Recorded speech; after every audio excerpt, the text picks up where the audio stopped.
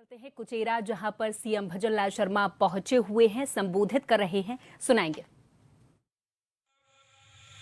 मंत्री मंजू माघवार जी, के बिश्नोई जी, हमारी सांसद प्रत्याशी बहन ज्योति मिर्दा जी, मंत्री हमारे विजय सिंह जी चौधरी साहब, विधायक केसाराम जी, विधायक लक्ष्मण कलरू साहब, हमीर सिंह भायल साहब, पूर्व विधायक, और जिन्होंने आपको अभी सुना ऐसे सम्मान्य रिक्शपाल मिर्दा जी, भागीरथ चौधरी साहब जिला प्रमुख, जगदीश बिड़ियासर जी प्रधान, जितेंद्र गोटवाल जी प्रदेश महामंत्री, संदीप चौधरी जी प्रधान, मेड़ता रामनमा सांगला जी जिलाध्यक्ष, राजेंद्र जी नायक चेयरमैन एससी आयोग, पुखराज पाड़िया जी जिला प्रभारी, विजयपाल जी पूर्व विधायक, दुर्ग सिंह जी चौहान साहब भाजपा नेता, बिहारी जी बिश्नोई पूर्व विधायक, अर्जुन जी महेरिया साहब,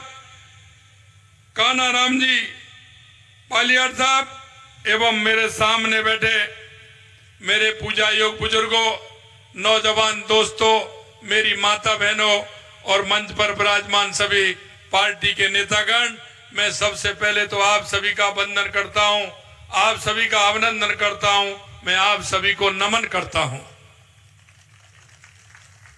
मित्रों, ये खीवसर कर्मठ लोगों की धरती है। खीवसर के लोग देश दुनिया में अपनी पहचान बनाए हुए हैं। उन्होंने अपना खीवसर का, राजस्थान का नाम रोशन किया है। यह मेहनती किसानों की धरती है, यह प्रतिभाशाली युवाओं की धरती है। सबसे पहले मैं इस धरती को नमन करता हूं, इसका वंदन करता हूं।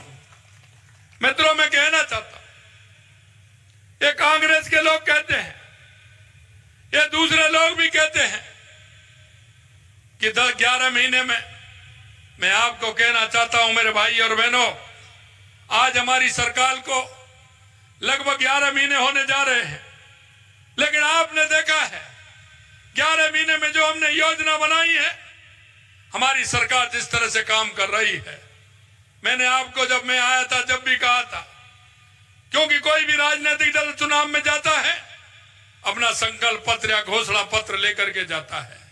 मैं आपसे सिर्फ इतना कहना चाहता हूं कि हमारा संकल्प पत्र जो हम आपके बीच में लेकर के आए थे, हमारे उस संकल्प पत्र पर हमारी सरकार लगातार काम कर रही है।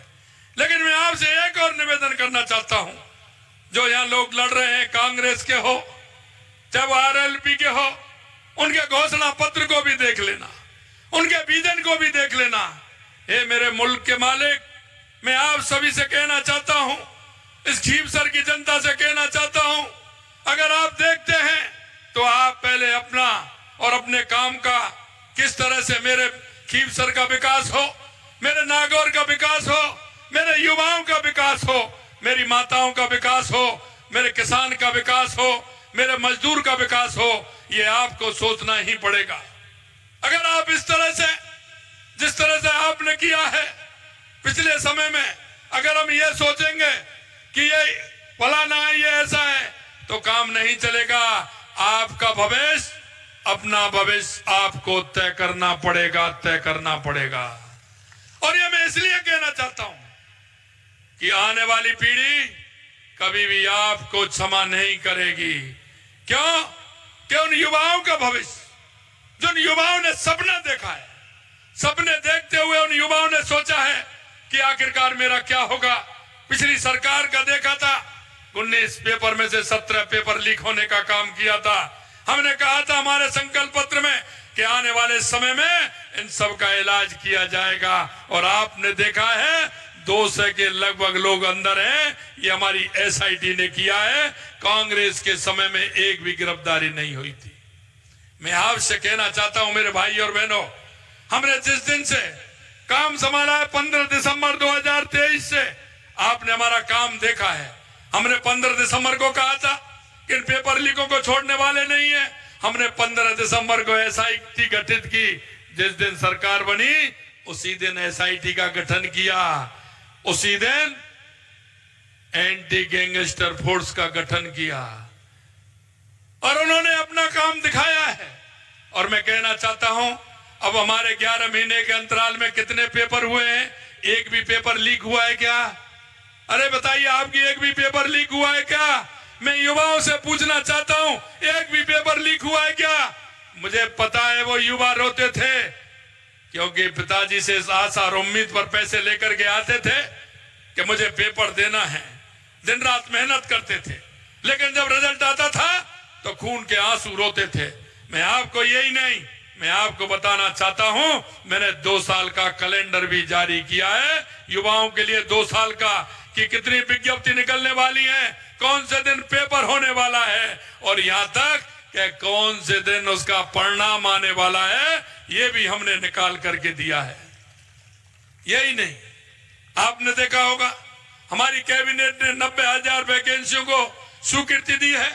मैं आपसे पूछना चाहता हूं मेरे भाई और बहनों, क्या 60,000 चतुर्थ श्रेणी कर्मचारियों की वैकेंसी क्या ये 11 महीने की है क्या? अरे 11 महीने में 60,000 खाली हो गई क्या? मैं आपसे यही कहना चाहता हूं कि 11 महीने में 60,000 सिर्फ चतुर्थ श्रेणी कर्मचारी, 23,000 सफाई कर्मचारी, 7,000 के लगभग ड्राइवर, ये क्या 11 महीने की वैकेंसी है क्या? क्योंकि उन्होंने कभी किसान के बेटे का, मजदूर के बेटे का कभी हित नहीं जाना। क्या मेरे किसान के भाई बेटे को या उस मजदूर के बेटे को अगर 4 साल 5 साल 10 साल पहले अगर नौकरी मिल जाती तो इनका क्या चला जाता? लेकिन किसी ने सामत नहीं की। अगर सामत की है तो भारतीय जनता पार्टी की सरकार ने की है, भारतीय जनता पार्टी की सरकार ने की है, क्योंकि हमने वायदा किया है, हमारे युवाओं से हमने वायदा किया है कि 1 साल में हम 1 लाख सरकारी नौकरी देने का वायदा हमने किया है। 33,000 नियुक्ति पत्र दे दिए और आने वाले